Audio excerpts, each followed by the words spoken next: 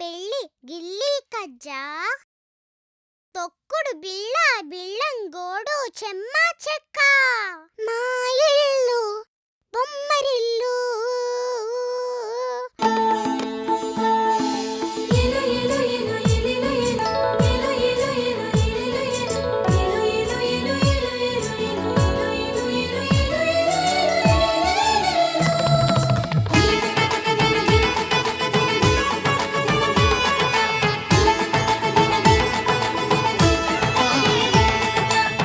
జలరాలే చినుకుల్లో మిలమిలలాడే తడుకుల్లో జలరాలే చినుకుల్లో మిలమిలలాడే తడుకుల్లో చిరు చిరు మెరుపుల హరివిల్లు ఆనందాల పొదరిల్లు చిరు చిరు మెరుపుల హరివిల్లు ఆనందాల పొదరిల్లు మా ఇల్లు బొమ్మరిల్లు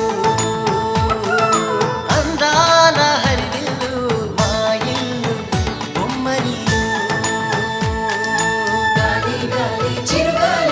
పచ్చని పైరుల భూపాలి ఉల్లాసంగా వేయాలి కిలకిల నవ్వుతూ పాడాలి తనుకుతాం తనుకుతాం తనుకుతాం తనుకుతాం ఏవేవో ఊహలు నాలో అలలాగానే తూగి ఏవేవో ఆశలు నాలో కలలాగానే ఊగి ఆలాపం ఏదైనా ఆనందంలో లోన సాగేను ఈ హాయి ఒక పాటరా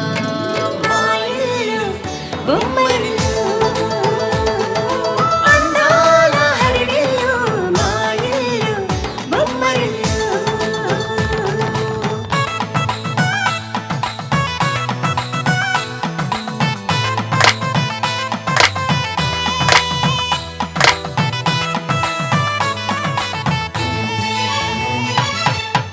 తనుకుతాం తనుకుతాం తనుకుతాం ఎక్కడిదో అల్లరి గాలి సరదాగానే వీచే చిన్నారి కిన్నెరసాని పయనాలేమో చూసి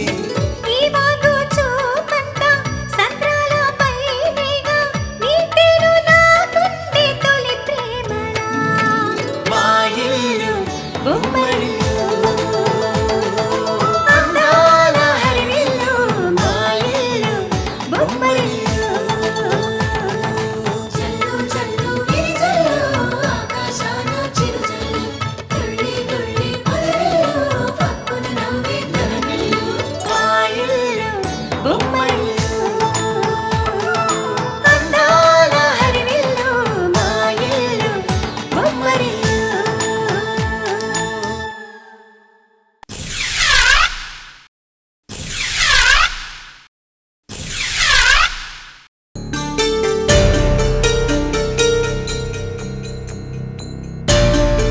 ఏమైంది భార్గవి? నువ్వు నా పక్కన పడుకున్నావేంటి? మున్ని కోసం బాధపడాల్సింది శిరీష, అవినాష్లు. అలాంటిది మున్ని కనిపించకపోయినా వాళ్ళెవరూ ఇప్పటివరకు కంప్లైంట్ కూడా ఇవ్వలేదు. తెలియక తప్పులు చేసి బంగారం లాంటి భవిష్యత్తును పాడు చేసుకుంది శిరీష. అందుకే తాను దూరం చేసుకున్న అవినాష్ని, మున్నిని తిరిగి శిరీషకు దక్కేలా చెయ్యాలని నేనలా ప్రవర్తించాను. ఆ వైజయంతి నన్ను ఇంటి నుండి బయటికి గంటిన రోజు నుండి నా రక్తం ఆవేశంతో మరిగిపోతుంది. దాని మీద పగ ఎప్పుడు తీర్చుకోవాలా అని ఎదురు చూస్తున్నా.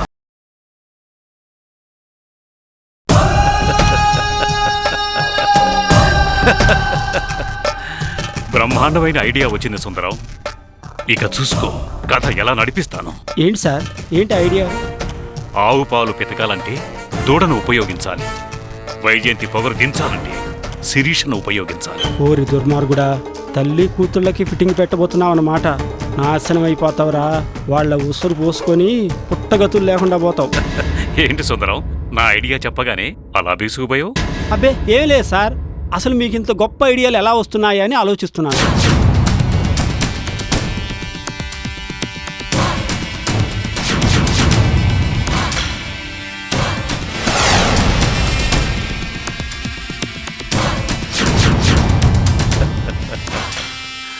That is, hurry.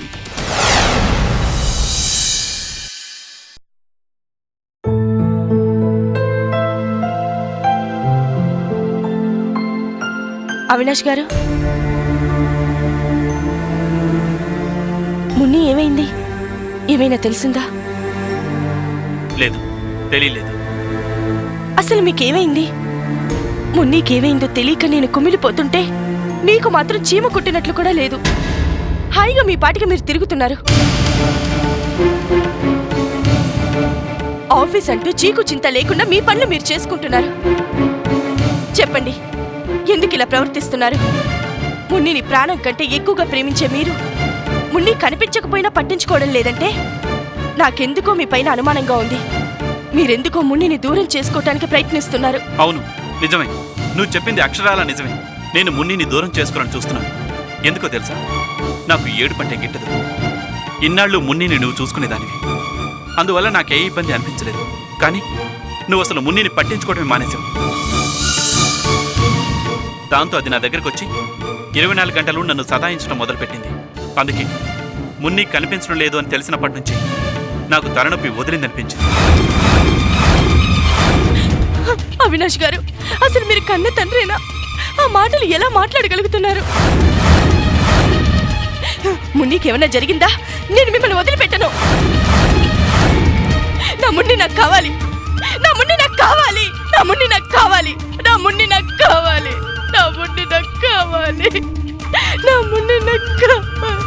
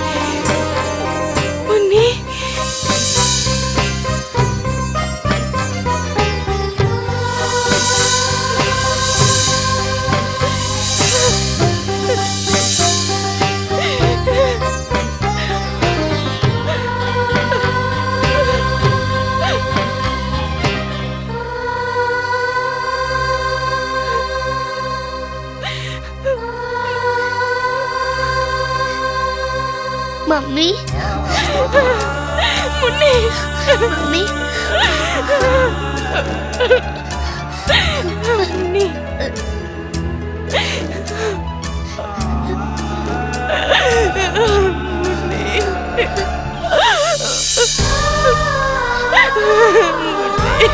Munni.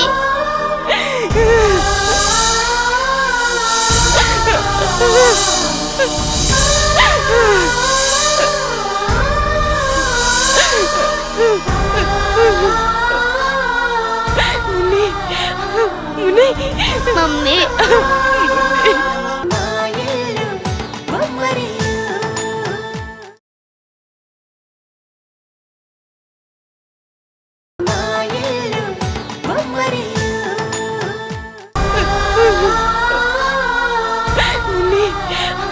Munni, mummy,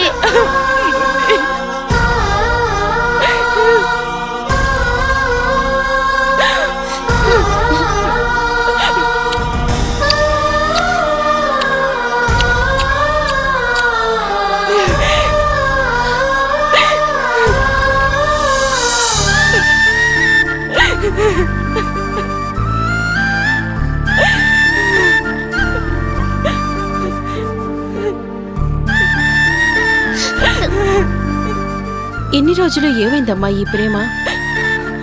నీలాంటి ప్రేమమూర్తులు ద్వేషాన్ని ప్రదర్శించాలన్నా అది జరగని పని.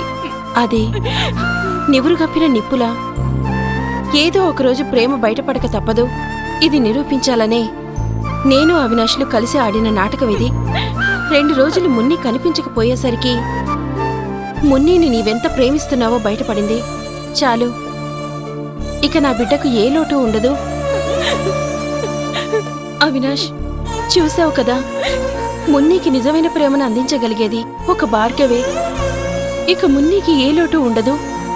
మరో జన్మంటూ ఉంటే భార్గవికి కూతురుగా పుట్టి ఆ ప్రేమను పొందాలని అనిపిస్తుంది. వస్తాను. ఆగు శిరీష, నేను డ్రాప్ చేస్తాను.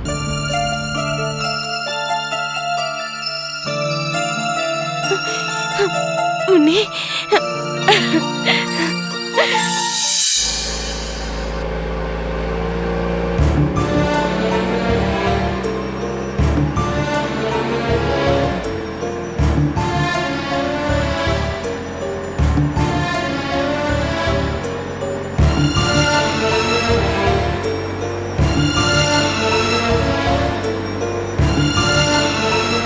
ఏంటి శిరీష అలా చూస్తున్నావు?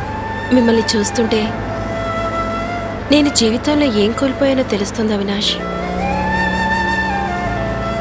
నీలో చాలా మార్పు వచ్చింది శిరీష. మన పెళ్ళప్పటి శిరీషకి ఈరోజు నేను చూస్తున్న శిరీషకి ఎక్కడ పోలికల్లేవు. నిజంగా నువ్వు చాలా మారిపోయావు. ఒక్కొక్కరిలో మార్పు కాలంతో పాటు వస్తుంది, కానీ కొందరిలో అనుభవం నేర్పే పాఠాల వల్ల వస్తుంది. నేను నా జీవితంలో అన్నీ నాకే తెలుసు అనుకునేదాన్ని, కానీ అలా అనుకోవడం వల్ల నేను ఏం కోల్పోయానో తెలుసుకునేసరికి జీవితంలో అత్యంత విలువైనవి ఎన్నో కోల్పోయాను. అందుకే ఆ అనుభవాలు నేర్పిన పాఠాల వల్ల మార్పు రాక తప్పలేదు అవినాష్.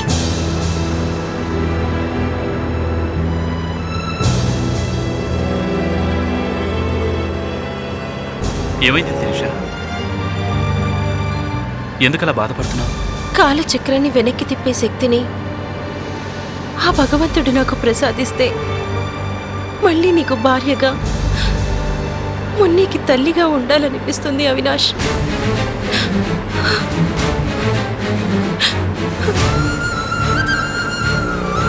నేను నీకు అన్యాయం చేసినా ఆ భగవంతుడు భార్గవిని పంపించి మున్నీకి మీకు ఏ లోపం లేకుండా చేశాడు. మంచి వాళ్ళకెప్పుడు ఆ భగవంతుడు ద్రోహం చేయడు అవినాష్, ద్రోహం చేయడు.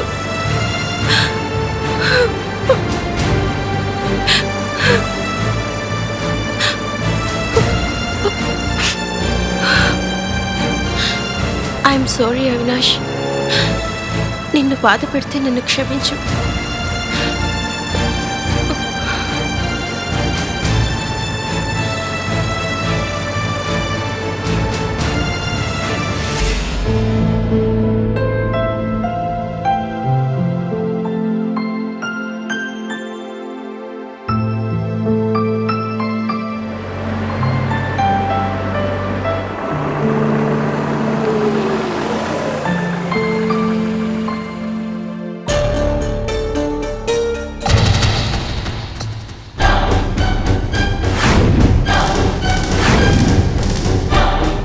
హలో రాజేంద్ర గారు.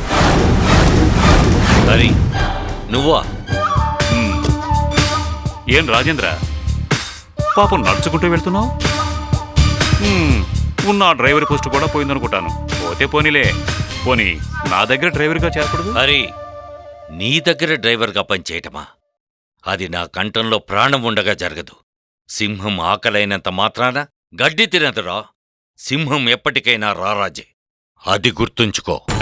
నిజమే, రారాజు. ఆ రారాజుకి ఇంకొక మహారాణి. వారి సామ్రాజ్యం ప్రేమ సామ్రాజ్యం. నువ్వేం మాట్లాడుతున్నావో కాస్త అర్థమయ్యేటట్టు మాట్లాడు. మా ఇల్లు బొమ్మరిల్లు.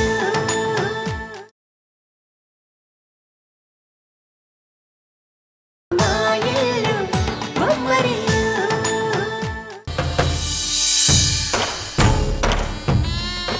నువ్వేం మాట్లాడుతున్నావో కాస్త అర్థమయ్యేటట్టు మాట్లాడు. ఇందులో అర్థం కాకపోవటానికే ఉంది. అదొక నందనవనం. అందులో ఇద్దరు ప్రేమికులు. ఆహా, ఆ ఇద్దరి మధ్య ప్రేమ ముదిరి మనసులు కలిశాయి. అంతే. ఒక బలహీన క్షణాన తనువులు కలిశాయి. కట్ చేస్తే ఆయనకు ఇద్దరు.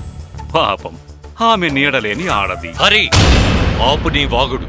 నీకేమైనా పిచ్చి పట్టిందా? పిచ్చి నాకు కాదు.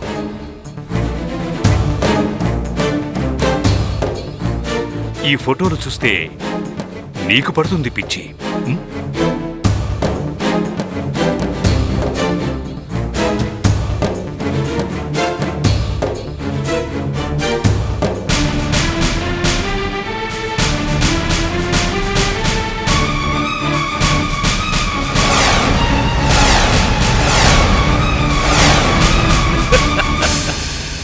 ఫోటోలు నీ దగ్గరికి ఎలా వచ్చాయి చెప్పరా?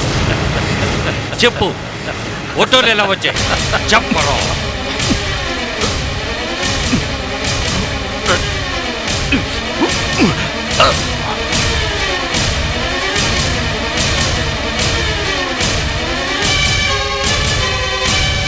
ప్రతిదానికి చొక్కా పట్టుకోవటం నీకు అలవాటైపోయింది. నేను తప్పు చేసినా చొక్కా పట్టుకుంటావు, నువ్వు తప్పు చేసినా నా చొక్కా పట్టుకుంటావు. ఇప్పుడు ఆవేశం పనికిరాదు, ఆలోచన అవసరం. మీ ఇద్దరి వ్యవహారం చూసినప్పటి నుంచి నాకెందుకో అనుమానం కలిగింది. అందుకే మీ విషయాలు తెలుసుకోమని ఒక డిటెక్టివ్ని ఏర్పాటు చేశాను. అంతే, తీగలాగితే డొంకంతా కదిలినట్లు మీ వ్యవహారం మొత్తం బయటపడిపోయింది.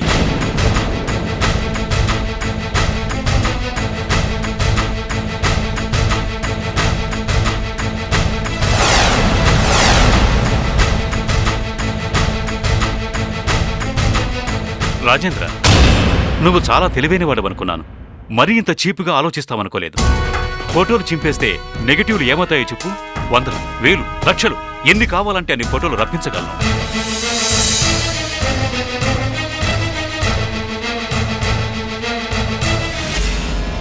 ప్లీజ్ హరి, ఆ నెగిటివ్స్ నాకిచ్చే.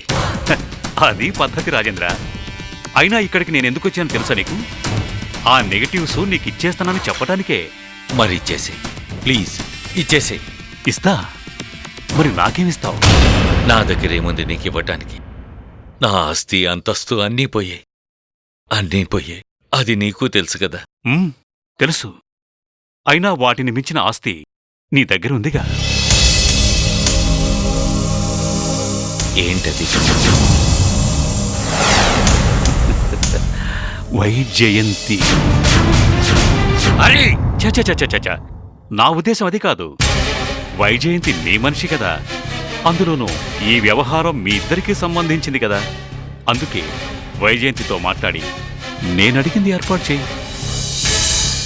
ఏంటది? నేనొక చిన్న ల్యాండ్ కొన్నాను.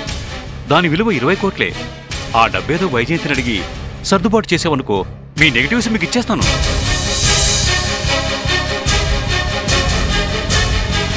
ఆలోచించుకో, బాగా ఆలోచించుకో. రాజేంద్ర, ఆలస్యం అమృతం విషం అన్నారు. వస్తా.